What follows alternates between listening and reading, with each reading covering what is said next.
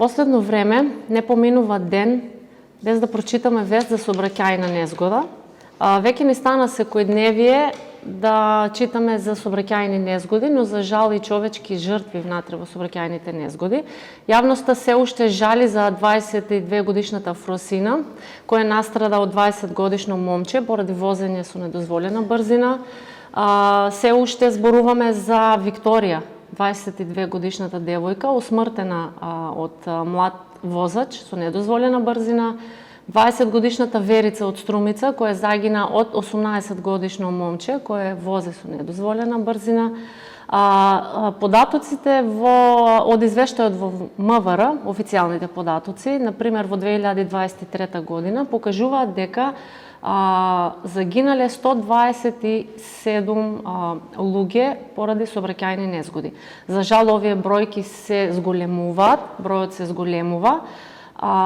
Јас се прашувам, не само јас, претпоставам и целата јавност, до кога ќе оди тоа, до кога ќе се гине по улиците.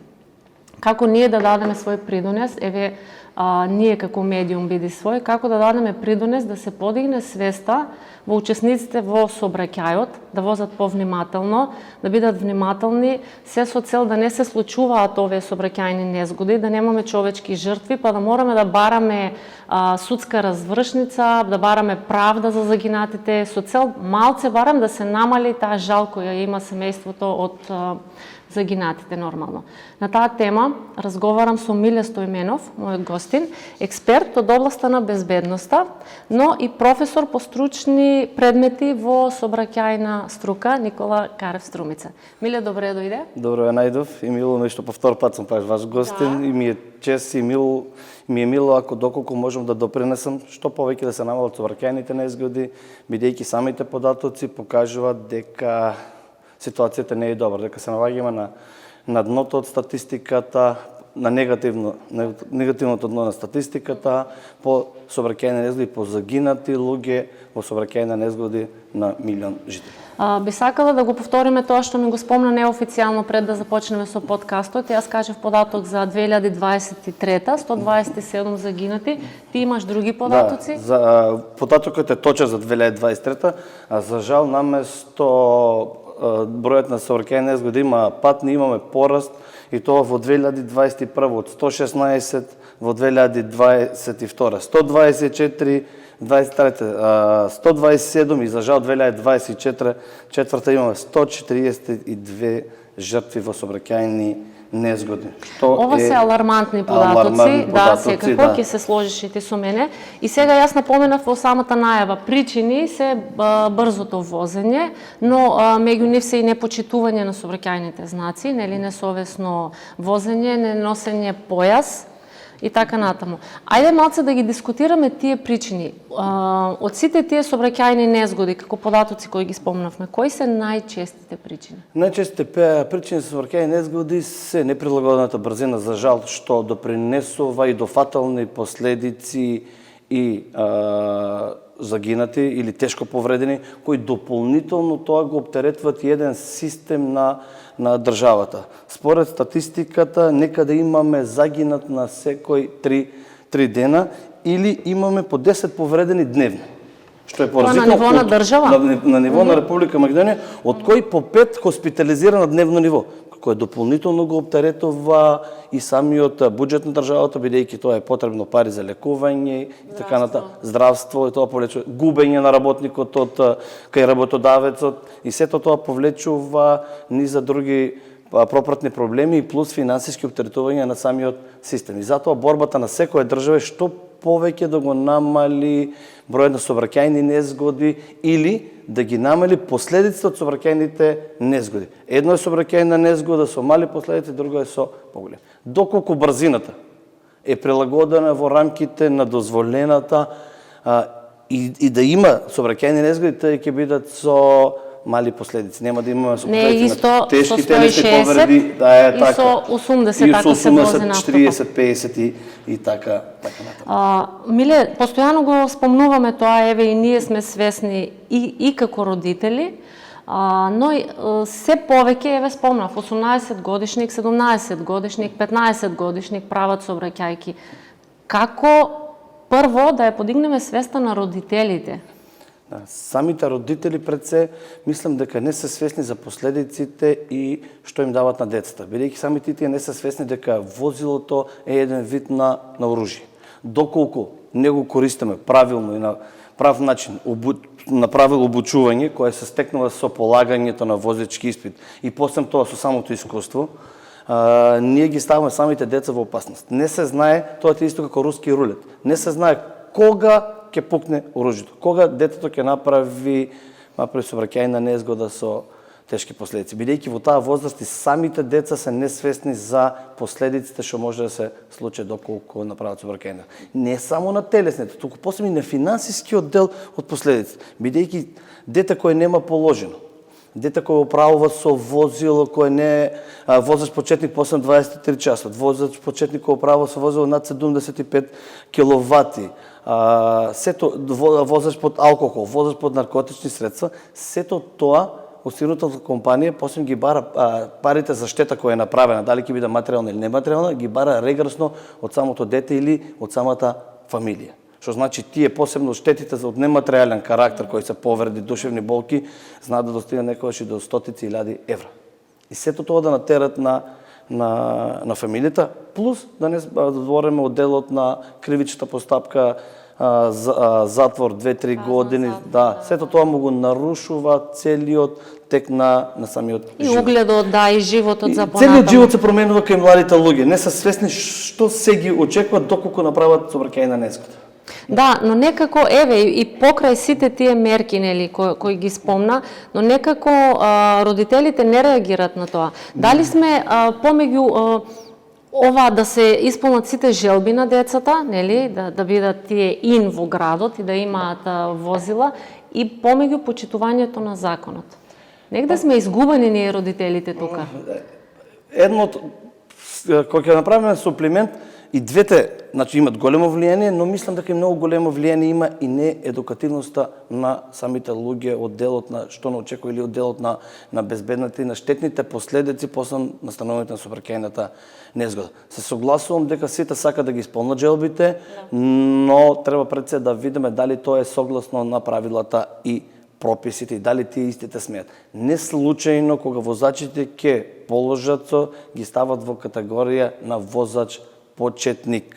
Значи, бидејќи неговите психомоторички способности се уште не се на ниво на искусен возач, кај што може навремено да избегне сообраќајна незгода. Исто така, не е на ниво психофизички дораста да размислува за последиците. Што ќе се случи доколку управува со алкохол и така натаму. И тоа мислам дека е една од главните причини. Пред се треба да тргнеме од фактот на родителите.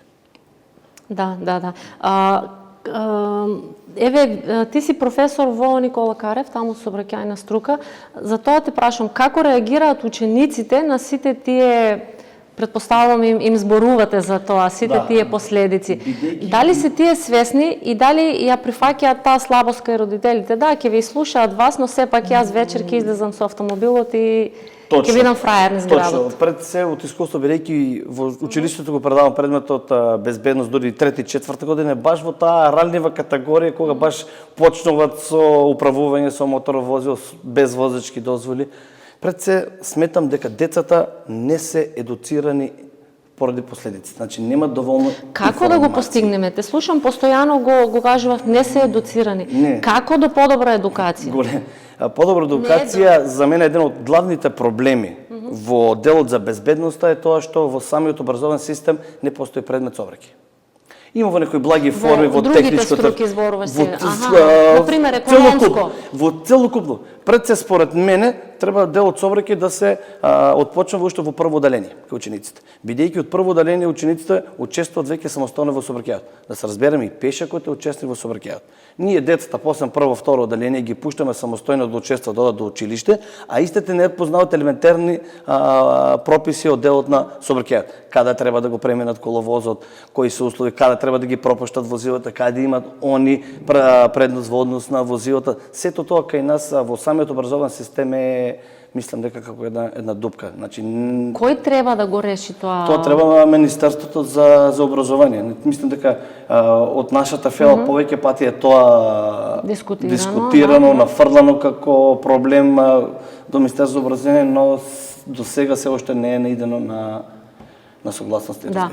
Јас видов пред некој ден на некој од нашите медиуми во Струмица, имаше една учителка ангажирана со дечиња и полиција ги едуцираше како да поминуваат на пешачки премин.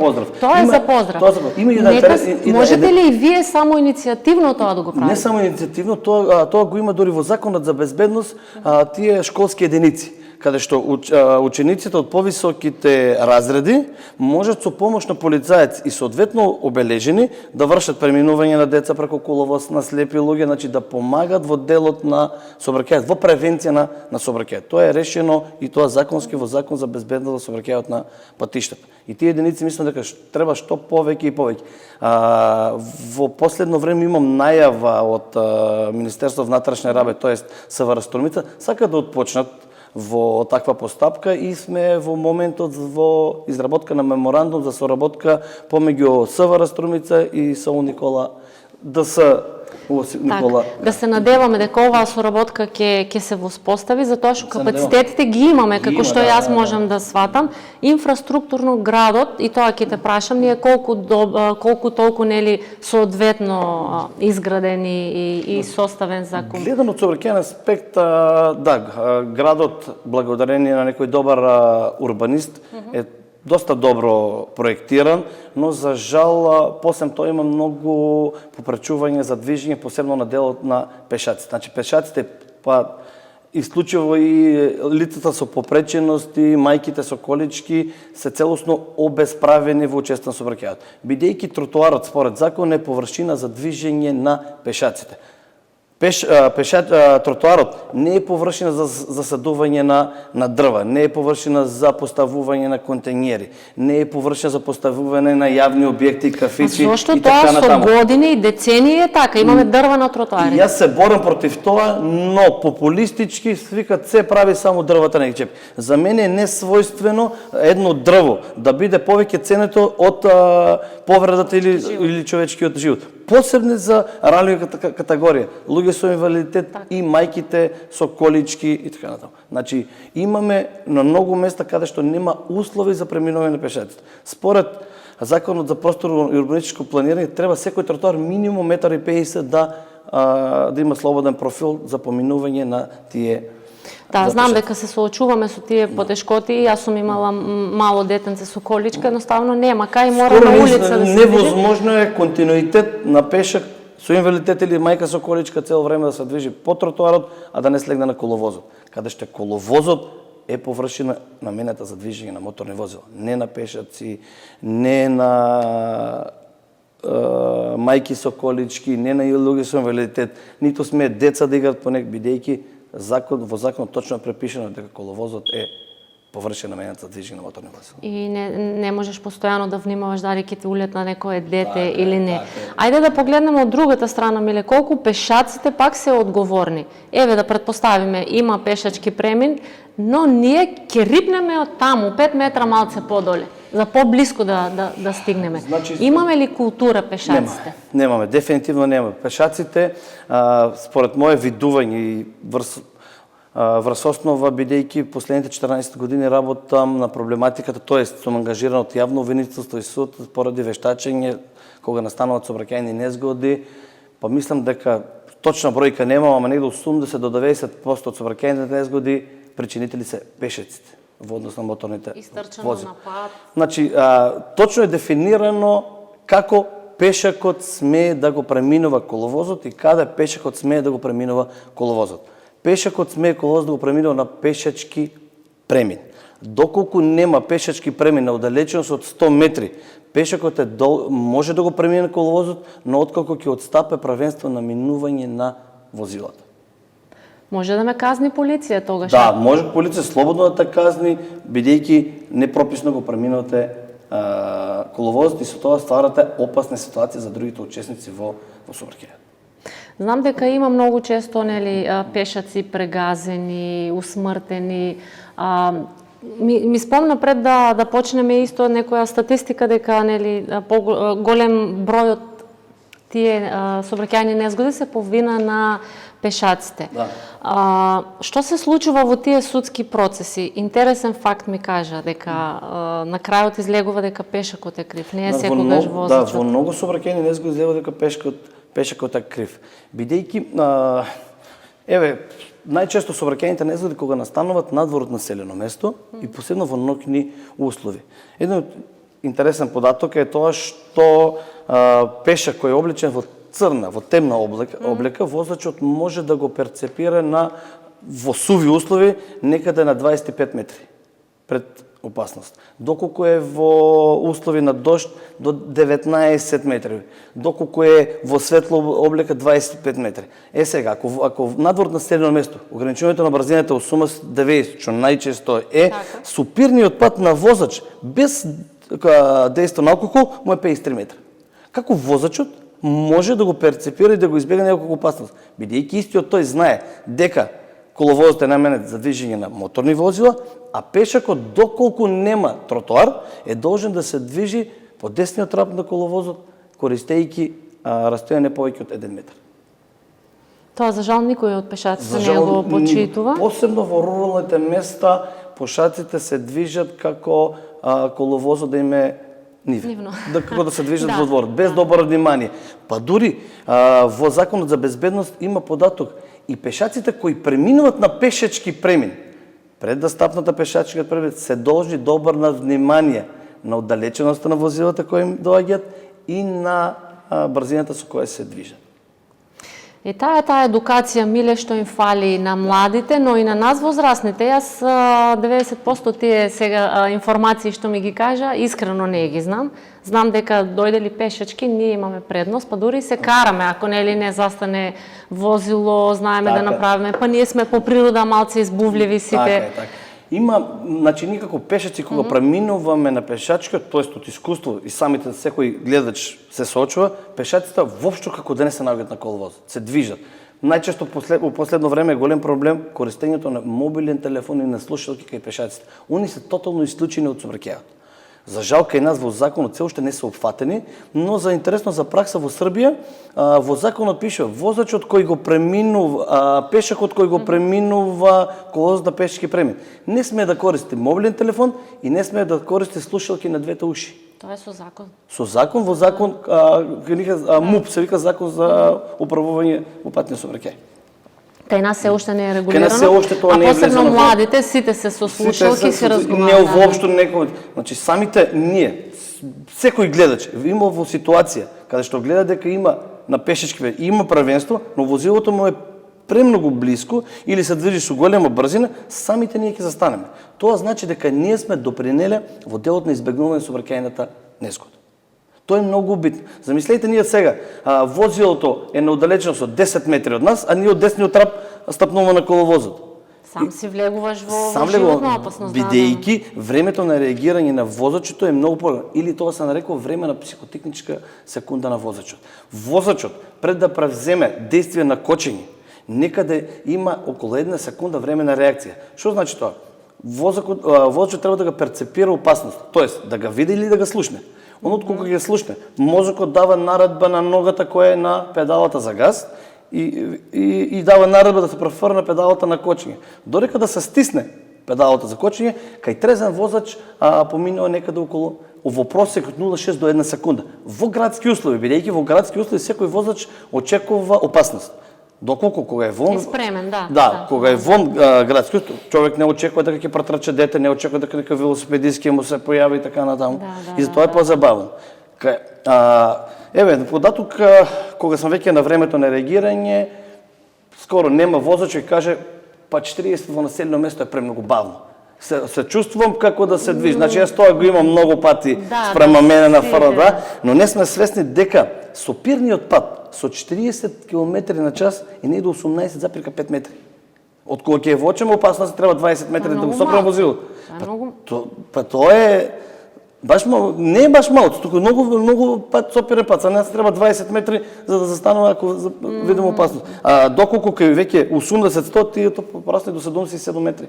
Затоа во населените места е брзината толку мала. Дури веќе светските трендови во големите градови ги намалуват на 30 км/с ограничувањето во населените. Па сигурно некои паметни луѓе тоа го имаат пресметано и статистички податоци укажуваат нели дека треба да се вози 30. И не само поради времето на реагирање, туку и настанување на штетните последици. Бидејќи веќе со брзина, ударна брзина со 40 км/с настануваат смртни последици кај пешкот или тешки повреди од отворен карактер, скршеници. Затоа е намало од брзината, значи и да настана сообраќајна незгода да има помали последици. Затоа во делот на безбедност се дела на активна и пасивна безбедност. Активната безбедност е тоа што избегнува да се настанат сообраќајните, а пасивната кога ќе настанат да ги намале самите последици. Како например појасот за врзување, како например еластичната ограда и така натаму други мерки кои од кога ќе настанат да поминува со помали последици. Тоа би било еден апел нели од нас да се почитуваат сите тие мерки и закони еве кои ги кажуваме. Тука би те прашала што се случува со полицијата. Казнуваат, ги гледаме дека се на терен или можеби не онолку колку што треба, но ги има на терен. Казни има, да пробуваат некако да ставаат ред во цел тој сообраќајен хаос, но дали успева, дали на нас ни влијаат тие казни? Мислам дека се гледа дека полицијата почнува да се предвижува, има казни, но сепак мислам дека насочувањето им е малку во друга насока. Бидејќи гледам дека повеќе ги казнуваат непропусно паркирањето или прекршителите на паркирањето. Не недостасува контролата на лица кои прават под алкохол. Не недостасува контрола на брзината во населените места. Еден поразителен податок во 2023 правевме со учениците на истражување за просечна брзина на движење на булевар Климент Охридски, каде што ограничувањето 40. Просечна брзина на движење за 64 км/с. Просечна. Имавме регистрирано движење со 110 км/с. Мерење во денско време со мерење со камери. Влезно-излезни параметри, имавме просечна брзина. Значи може да биде максимално и повеќе да биде 130 и 140. Да. И тоа никој не го регулира, ајде да кажеме, никој не го казнува или поминува неказнето. Но тоа е наш како периодично. Доколку немаме континуирано казнување, тоа секој пат ќе продолжи. Јас последните не знам колку време не сум видел вечерно време да пред баровите да стои полиција да ги дува возачите. За разлика од другите земји, по дефолт знаеш дека пред било кој ноќен клуб има полиција. И ќе си одиш пеш на излегување, нема да одиш со кола и да видиш потенцијал.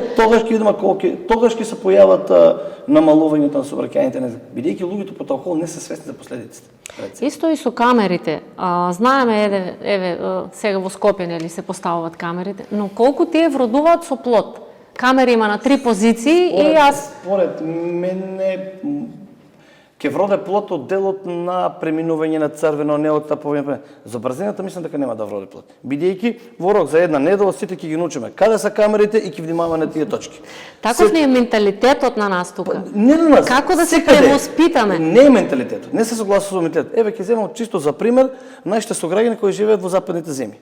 Добро. Дали истите урок за 24 часа кои ќе тргнат во Германија, Италија, Швајцарија, го минат менталитетот до тука, бидејќи таму се поношале скроз исправно според законите, а доаѓа тука се паркира на тротоар, ги дрифта возилата, возат со брзина. Значи не е до менталитетот, ни фали контролата во система, начинот на контрола. Да се пронајде начин каде што ќе има неселективно казнување пред се и континуирано казнување. Ако ние правиме кампањи за мерење на пречекување на брзината, еднаш во 2 недели, во месец, ние нема да вродиме со плот. Значи мора се најде начин да се постојано да, како е примерот каде што е во Бугарија. Таму значи мерните уреди не се фиксни. Секој во возилото има мерен удар, го поставува на одредена позиција и тоа процесира казни кои стигат на домашна адреса. Вие не сте ни свесни дека на тоа место има радар. Ако јас знам дека на влезот од Струмица има радар, за 2 дена сите ќе го научиме и сите таму ќе намалиме ако 40, 100 метри. После тоа пак е газ додолу и Да, значи технологијата се развива, имаме можности да се воспостават такви мерни инструменти без никој да знае каде и што. Ако ги почитуваме, нели, мислам ако и полицијата и сите тие одговорни лица се залагаат за тоа. Контролата ќе биде на високо ниво. Сега дека ние гледаме дека има простор Секојдневно. за манипулација, секој пат ќе користиме во наша корист, тоест ќе возиме неположена под алкохол, со недозволена брзина и така натаму. Една од причините за сообраќајка ја спомнавме и неносењето на појас. Како Кога причина, сме овде, не се согласувам дека е причина, но причина за тешките последици е неносењето на појас. А појасот како појас не може да ја спречи сообраќајната незгода, но може да ги намали повредите кај возачите, совозачите и така натаму. Значи, само во последните 2 години сум сведок на 3 жртви во Струмица кои не носеле појас. Доколку носеле, со 100% сигурност можам да кажем дека би преживеле.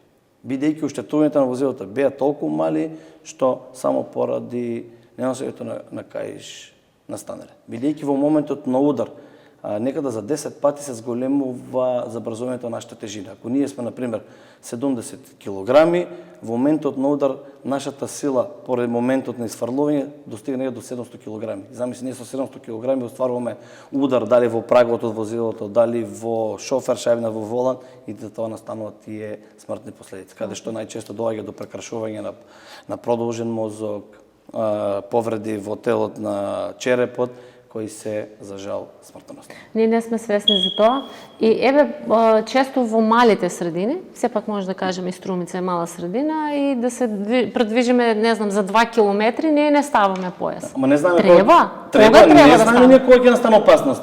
Според законските одредби имаме само ослободување на дистрибутерите во местото каде што вршат достава, типично вако е во Струмица, и кога возилото се движи на паркинг со брзина поголемо од 6 км/h, со брзина човечкиот. Во сите други ситуации е пожилно. Ние од каде знаеме кога на првата крстосница ќе се предвижиме, нема некој да не чука или да не удари.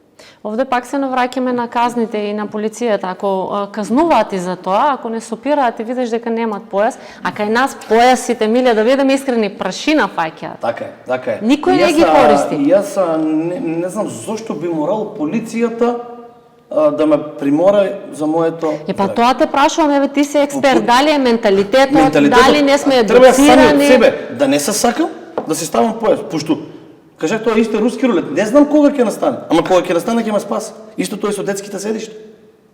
Јас дали 1% од учесниците кои превезуваат деца позади користат детски седишта. До колку години треба? До 5 години. Позади задолжително треба. И до 2 години. Детенците позади, па дури стои така со мајката си разговара. На крајот од емисијата имам спремено 1 или 2 видеа кои ќе ви ги пуштам да видите што се случува со деца кои не носат појас или возрастни кои не носат појас. Не само напред.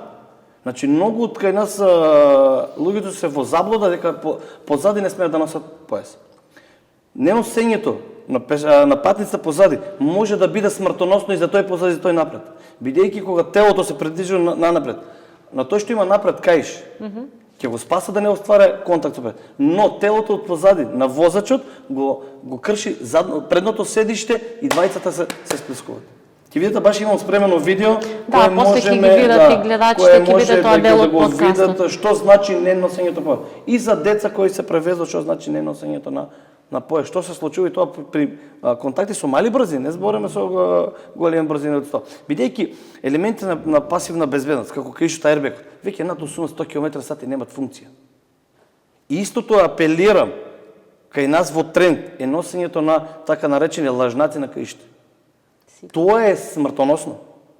Бидејќи самите вози се проектирани да функционира, да заедно аербегот да функционира со самиот сигурносен појас. Бидејќи со брзи над 80 км/h, едно без друго се смртоносни. Зошто? Ако имаме поставено само каиш, а немаме аербег, тогаш телото не оде напред и поради инерција главата е напред каде што ни го прекршува продолжено. Или обратно, ние по правило не сме аербегот да се отвори доколку не е ставен каишот. За да двете да не функционира. Така е дизајнирано. Ние ставаме лажнак на тоа што доаѓа? Препознава го возило дека има каиш и да се обраќајќа со 70-80 се отварат АРБ-ците, телото не оде напред, АРБ-кот ни задава возвратен удар и ни го крши вратот назад. Тука следува смрт. Тука следува смрт, моментална смрт, прекинување на продолжениот работен мозок и тука настанува. Ова се за жал работи кои сите ги правиме секојдневно. За жал. Сите купуваме такви лажни да се става. Ај сега за 2 метри ли ќе ставам каиш. Но тука полицијата мора да реагира. Не да не заштита нас, туку да заштита системот.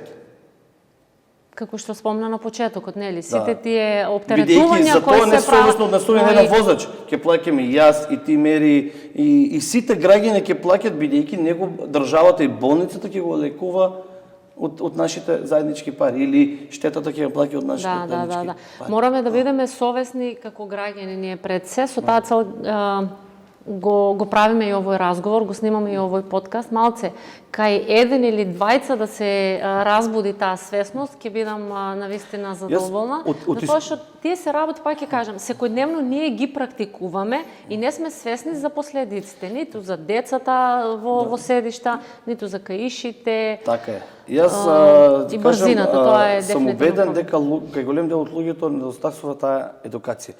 Тие луѓе мора преку некои кампањи да се формираат, значи мора такви кампањи да се водат, мора на некој начин да се најде дали медиумски да се образуваат луѓето на тој дел, да ги гледат тие примероци. Од причини што сум многу пати во некои разговори кога се собереме некоја друштво екипа и интересна им е таа тема и почнува да ме задеват, па сум сигурен дека 90% од аудиториумот прв пат ги слушаат тие работи. Што е за жал. Многу интересна кампања во Србија права нивната агенција за безбедност на државните патишта, каде што преку реални примери на луѓе кои се повредени или со трајна инвалидитет од сообраќајните незгоди, они ги водат тие кампањи. Па секогаш се најуспешни тие приказни, лично искуство. Колку на них им е променат животот поради тие 1-2 секунди или поради таа одлука да возе под дејство на алкохол, да не стави каиш, да возе велосипед или моторцикл без кацига, што е за жал многу поопасно од неносењето на каиш. И тие ќе ги дискутираме, да. Но прво да те прашам, или еве имаме, не знам, еколошки здруженија за, не знам, заштита на правата на жените, на животните, на тоа.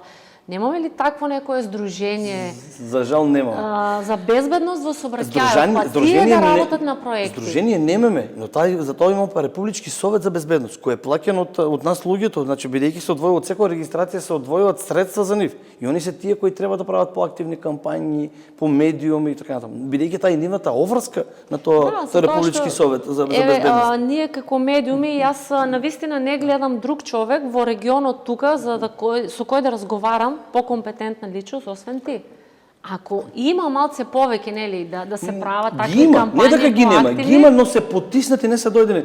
Јас благодарение на работа што ја работам, дојдов малку можда повеќе до израз и затоа иначе има, жално да кажеш дека нема луѓе со таква стручност во Струмица. Значи, јас најмалку познавам 10 до 20 луѓе.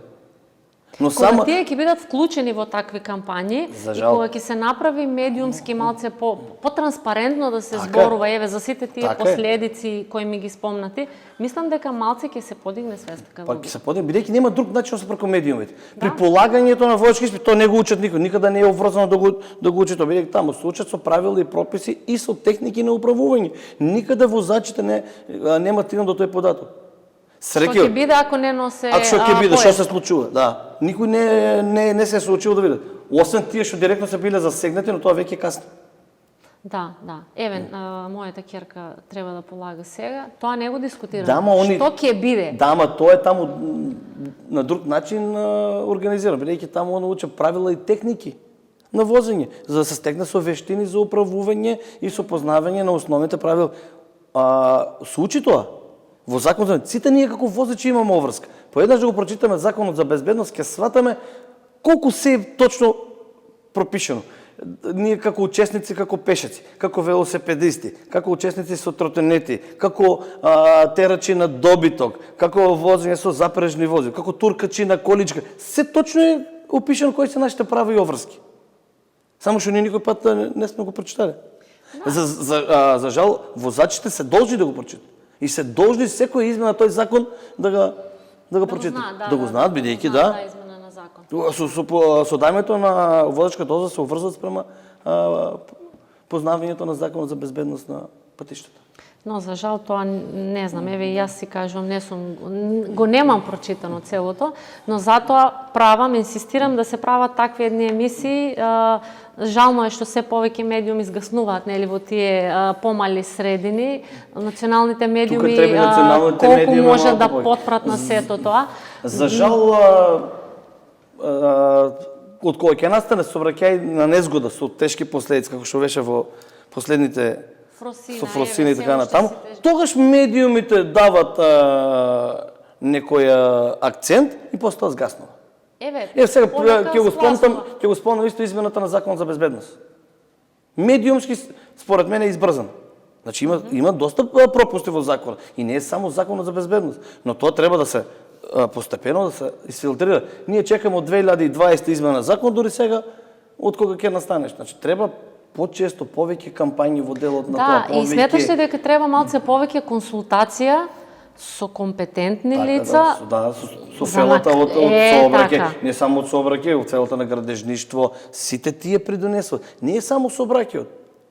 Бидејќи ние сообраќајот ќе го решиме, но тука имаме ние веќе улици кои се изградени од претходно, улици кои доправа се градат. Дали на тој начин смеат да се градат тие улици? Дали тие жардинери поставени на одредено место е попречуваат прегледноста према пешаците? Дали тие тротоари се широки? Каде треба на тротоарите да има оборени ивичнаци поради користење на луѓето со попреченост? Сето тоа кај нас е како занемарено. Некако не се опфаќаат сите аспекти, се носи законот на брзина, само како што кажа популистичка некоја мерка, ајде да биде се, демек ние успеаме. Примерно, струмите сакафа на булевар Климент Охридски да ги намалиме сообраќајните ленти, ширината. Бидејќи ширината на булевар Климент Охридски 3,5 метра сообраќајна лента. 3,5 метра сообраќајна лента одговара на профил на автопат. Не може, бидејќи во правилникот за просторно урбанистичко планирање вика магистрална улица ви е за ширина сообраќајна лента од 3,25 до 3,50. А во друг закон за безбедност вика доколку ограничувањето на брзината е 40, ширината на сообраќајната лента треба да иде од 25 до 3. Сега имаме два различни закона каде што се коста еден со друг. Зошто е тоа битно? Бидејќи ние како возач кога сообраќајната лента потесна, возиме подефанзивно, блиски ни се колите, немаме, тоа се вика визуелна перцепција. Значи, внимаваме бидејќи тоа стеснувањето на ленти, тие мерки за смирување на сообраќајот ќе допринесат да се намали. Само изградбата на семафорите на Климент Охридски ја намали просечната брзина на движење некаде за 20 км/h. Што е добро. Може да не е најдобрата мерка. Сега функцијата на самите семафори тоа ќе го дискутираме во некој друг подкаст, да. Но допринесува. Да, допринесува. Посебно кружните текови кои кај нас има најмногу фама за них се крева, се едни од најдобрите мерки за смирување на сообраќајот. Да, мислам, еве и мене ми е тоа малце дискутабилно, мораше ли такви кружни теци да се прават? Во зависност од големината, не знам. Па ќе спомнам, секое проектно решение се води со некои си правилници. Значи, минималните радиуси мора да се запазат. Плюс геометријата, се зависи од геометријата на само. Не е тоа нова улица, која што сега ја градиме, па ние да го проектираме или да го проектират кружниот тет како што некои европски стандарди, еве гледаме по светот, мали кружни теци има и сега не прашуваме зошто тука се прават такви големи кружни теци. И тоа мора да го адаптираме спрема културата и на возење. Ако ние поставаме реално такви мали кружни текови кои се нагазни, ќе минат преку нив. Значи, уште од старт знаеме што ќе се случи. Така. Ако кружниот тек не го натера возачот да направи ротационо движење околу него или поместување со возилот, верувајте дека ќе поминат 60-70 на сат. Значи сето тоа е оправдано, да бидеме најасни. Сето тоа е направено визибилити студија, нели така. Било кое сообраќајно решение што носи, има претходно истражување за него. Броење и секој во време во 21 век многу е лесно. Треба само да има влезни параметри. Имаме софтвери кои ни нудат кои се најидеалните решенија. Така да ние не мислиме топла вода. Тука едноставно пременуваме или софтвер или броењето кој ќе направиме со пресметки и ни ги дава потребните параметри. А ние како граѓани, јас би рекла, должност ни е да ги почитуваме мерките, да бидеме совесни во сообраќајот, а не да се правиме паметни на Facebook и на Instagram, да критикуваме нешто зашто секоја критика е добра. Да го оправдам, неоправдано е добро, бидејќи некој пат критиките ќе натерат да размислува и подобро. Секој пат има подобро од приложеното решение. Но не можеш ти да јас конкретно, еве, за факти кои не ги знам, не би било човечно да одам против, нели, вашите одлуки. Така, тоа е нешто нормално во нормално што се случува, социјалните мрежи тоа ни го дозволија, но ајде да ги искористиме овие социјални мрежи и сите тие платформи за нешто добро. Научете. Еве на социјалните мрежи сигурно го има и тој закон. На интернет го има. Па нека седнат 5 минути, нека го прочитаат законот, наместо да дискутираат. Многу име за читање. Полесно е напиши таму еден статус. Миле, ги спомна моторциклите и тротинетите, што мислиме дека, ајде, моторциклите, да, има и поголеми, нели, поголема кубикажа кои се возат, тие се сериозни, но овие малите, а посебно овие тротинетите кои се возат низ град, мислиме дека се ништо, безопасни, и на мали деца им даваме да ги возат. Еден од најголемите проблеми на денешниците, не само кај нас, секаде на светско ниво. Што со нив? Кај нас законски се најде некое елементарно решение, што според мене не е најдоброто, но сепак има некој начин, кој исто така учесниците на тротинетите се веќе кога не ги почитуват и голем дел не знаат. Бидејќи за управување со тротинет не ни треба на нас никаква дозвола. Само треба да имаме 14 години полното. Тоа сакав да го кажам. Бидејќи треба фали едукација. Ни еден од учениците од тротинетот не знае доколку нема велосипедска патека, дека тротинетот треба да се движи на тротоар и тоа со брзина на човечкиот со не повеќе од 6 км/h. А ние ги гледаме по улиците како не се движи. Затоа сакам да прашам, каде тротинетот да вози, на улица или на тротоар? Значи според законот за безбедност, мислам дека е член 103, кажува дека тротинетот е должен да се движи на велосипедска патека со брзина не поголема од 25 км/h. Доколку не постои велосипедска патека, се движи на тротоар и тоа со брзина не повеќе од 6 км/h. А тие се движат со? Тие се движат некои со 20 нешто километри на час. Многу е проблем ги стават возачите пред свршен чин. Зошто? Бидејќи голем дел од нив не се должни да носат и заштитна кацига и во ноќни да носат рефлектерачки елек. Што се случува? Најголем дел не носе кацига. Да, возачот се движи по коловозот и тротинетот на пешечки премин или му го пресечува патот. Возачот, кога возе, он се соочува со низа проблеми. Да вооче пешаци, возила, многу е покомплексно во однос на возачот на тротинет или велосипедист. Он го перцепира возачот. Го гледа во главата, бидејќи позади паркирани возила не може да види дали е на тротинет или не. И што се случува? Возачот, кога се движи, мозокот подсвесно не го детектира како пешак. Не свесни сме ние за тој алгоритм што телото го прави. Го детектира како пешак. И телото внатре се вика, оној ако е пешак, додека да дојде до коловозот, ќе дојде за 3-4-5 секунди, за тоа време ќе помине. Тротинетот се движи со брзина од 25 км, значи што е некаде скоро 9-10 метри во секунда, и он пред нас доаѓа за неколку секунди и го става возачот во ситуација да нема време да реагира, или во тоа време на психотехничка секунда. Што значи, во тој случај сообраќајата е неизбежна. Значи, секој ќе се случи. И во тој случај, поради вина на возачот на тротинетот. Во судска, полицијата ќе детектира дека не отстапување на правенство и така натаму, но во судска постапка ќе се докаже дека, најчесто се докажува дека причината е тротинет, во случај пешак, велосипедист и ќе биде ослободен. Кој би бил твојот апел? Дали малите деца, 13-14 години, треба да ги возат тие тротинети? Во законот пише над 14 години. Ама 14 години доволно е свесно дете да го управува тој тротинет? Мислам да, ама претходно треба да помине од некоја обука.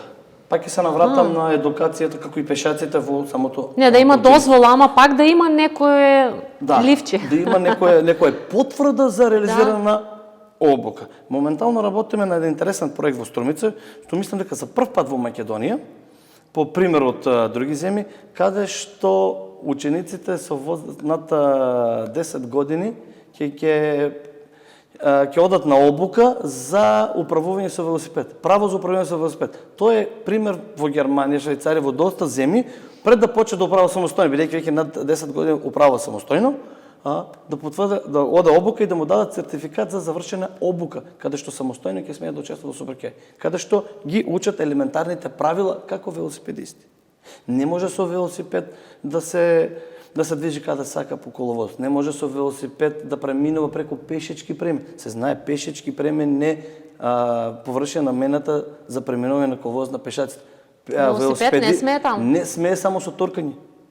Доколку нема велосипедски премин, како што имаме ние на неколку локации каде што е обележено со црвена боја долу и плюс на самиот знак, самата вертикална сигнализација обележува дека е пешечко, велосипедски, само велосипедски и така натаму. Да. Кога сме кај велосипедските патеки, имам уште многу прашања, миле, таа е интересна тема.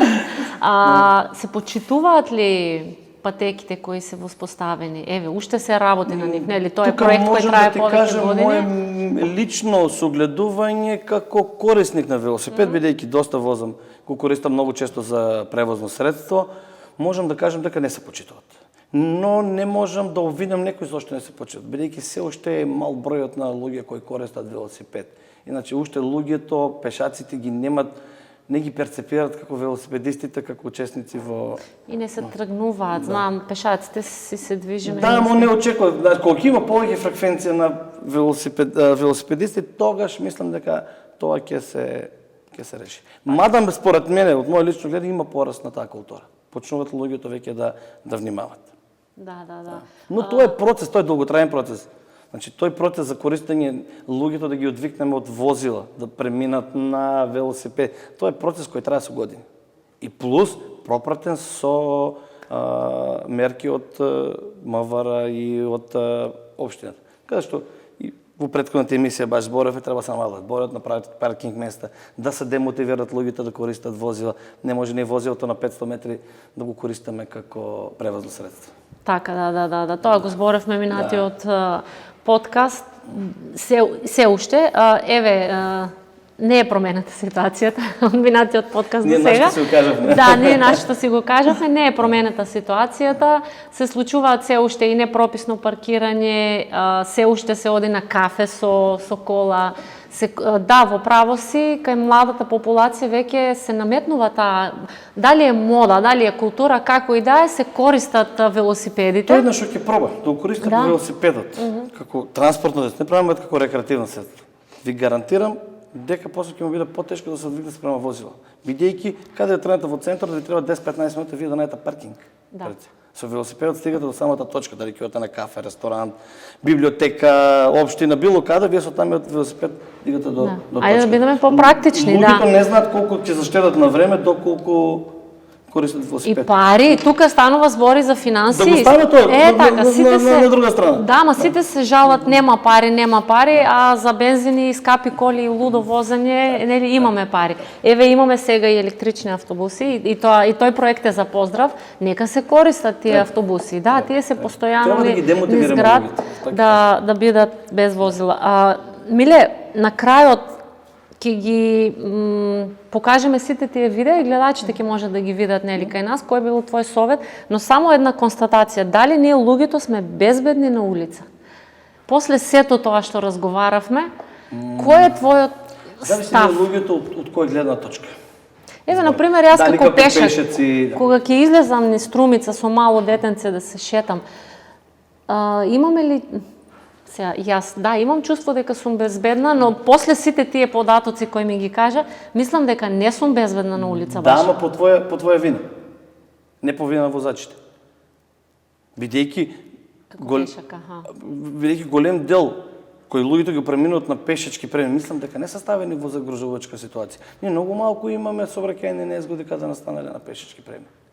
Се друго е вон пешачки премини, вон населено место каде што настануваат последици, смртни последици. Самите ние како па макар и велосипедистите, сами се со нашето непознавање се ставаме во ситуација да бидеме изложени на опасност. Се зависи од нас. Самите ние го предизвикуваме со крайната незгода. Значи пак ќе спомнам, голем дел од пешаците, голем дел од сообраќајната незгода со пешаци настана поради иницирање на опасност од пешаците. Така. Слушнавте, се зависи од нас и по наша вина. Ако не се чувствуваме безбедно на улиците во Струмица, тоа ќе биде наша вина. Апелот е да во секој случај да се почитуваат сите прописи и правила, да бидеме внимателни зашто се работи за човечки животи. Миле, за крај сакам тие препораки да ми ги малце и да ги елаборираме, нели?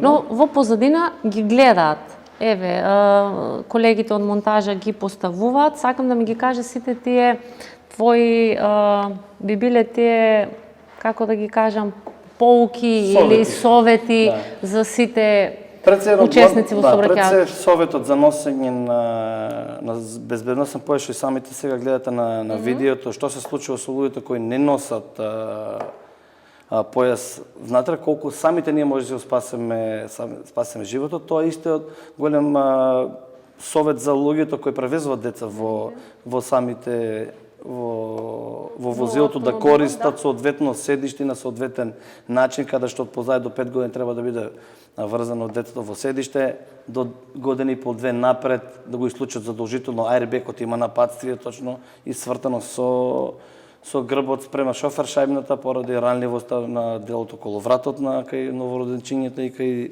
децата, малите деца. Исто така голем апел до пешаците и велосипедистите.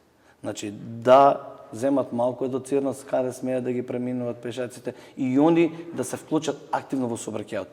Значи и самиот пешак и велосипедистот е активен учесник, сами треба да се ги заштитиме. И носењето на кациги задолжително кај моторциклистите, кај велосипедистите и кај возачите на тротинети. И апел родителите да избегнат купување на мопеди за деца по 16 години, се додека не завршат таа обука која имат за АД категоријата. И за крај апел до возачите, еве до ние повозрасни и оние возачи кои се сметаат за искусни. Постои ли искусен возач? Па, искусен воzač. Постои искусен возач, тоа е детектирано и со законот. Тоест, не постои искусен, постои возач почетник, но според едно интересно според мене не може ништо да ми се случи, јас сум според едно интересно истражување кое си има правено во Европа, најголем процент на учесници во сообраќајните незгоди се на возраст до 25 и над 65 години. Искусните. Ти не си тука има веќе над 65 има друг проблем каде што опаѓа психофизичката моторика кај возачите и веќе имат забавен рефлекс. И тоа е дополнителен проблем за настанување на сообраќајните незгоди, исто како тие до 25 години. Се оште брзината на детекција на опасност, ситуации и слични не може да ги препознаат и затоа се ставени во посебна категорија. Се е пресметано и се е предвидено во законите и затоа апелираме да се почитуваат тие законски прописи. Според истражување во Србија 3 до 4 пати е поголем бројот на учесници кај водачи почетници, учесници во сообраќајните незгоди во однос на останатите. Што значи има некоја квалификација и разлика помеѓу искусни и неискусни возачи. Да. Но во секој случај да бидеме внимателни. Миле, јас после овој разговор ветувам дека ќе бидам повнимателна и како пешак, и како велосипедист, и како управувач на моторно возило. Се надевам дека и гледачите барем до дел од вас ќе допреме во однос на тоа што значи прописен учесник во сообраќајот. Јас ти благодарам, се надевам дека ќе разговараме. Еден апел сакам до другите медиуми, значи такви емисии да снимат што повеќе и да можете информации да дојдат до учесниците во свој, без разлика на кој вид на учесници. Значи сите што ми излеземе надвор од дворот, од куќата, сите сме учесници со сообраќајот и мораме на тој начин да ги заштитиме нашите граѓани со преку такви кампањи и такви едукативни емисии. Да, за тоа постојат медиумите. Да. Благодарам, се гледаме на наредниот подкаст.